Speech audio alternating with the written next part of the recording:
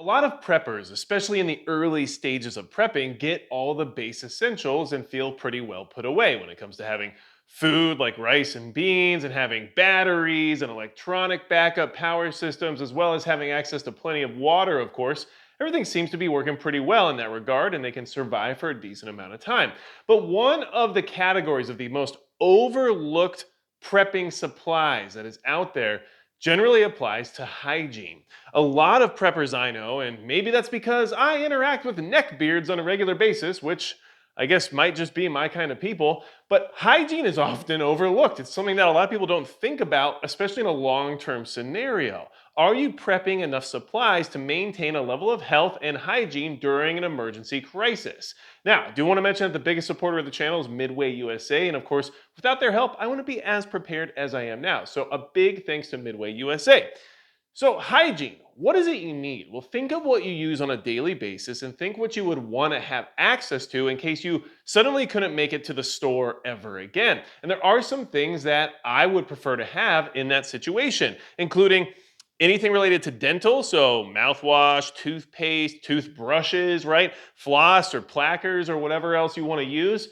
I think all those things are good to have because dental health can take you out very easily. And in emergency situations, we see that people suffering from dental issues tend to have less drive to survive because it can be very difficult dealing with mouth pain. Now, something else you'd want to have is ways to clean your hands. So, hand soap, but also ways to clean your entire body, aka bar soap, shampoo, conditioners if you want. I mean, you might not want to use them in case of some sort of radiological event.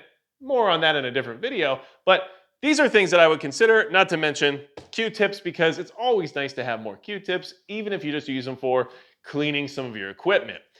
Regardless, hygiene is a highly overlooked category of prepping supplies, and I think people need to put a little bit more effort or thought process into it. No, this is not representative of some kind of end of the world, be able to take showers for the rest of my life amount of inventory here, but this represents some of the categories that I would at least expect everyone to have a little bit of extra of. And if you don't have extra soap or toothpaste or toothbrushes or anything else you see here on the table, then you're probably lacking in the hygiene department. You need to approach it in the way that you'll never go to the store again and you still want to maintain your health and hygiene into the future. And of course, there are ways to make things like soap at home, but you need to learn how to do those things ahead of time and you need to understand what resources are involved in order to make soap. So that way, if you don't have access to them anyway, you know you need to plan in a different way.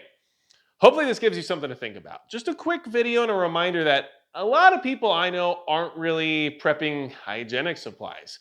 They have food, they got bullets, they've got radios, they got all the good stuff that preppers like to have, but they don't have extra bar soap. And honestly, after a month or two of shtf, I might not want you around without any bar soap. So, figured I'd put that out there. You have any questions for me? Go to magicprepper.com where there's also promo codes and all kinds of ways you can benefit yourself. And besides that, that's going to be it for Magic Prepper.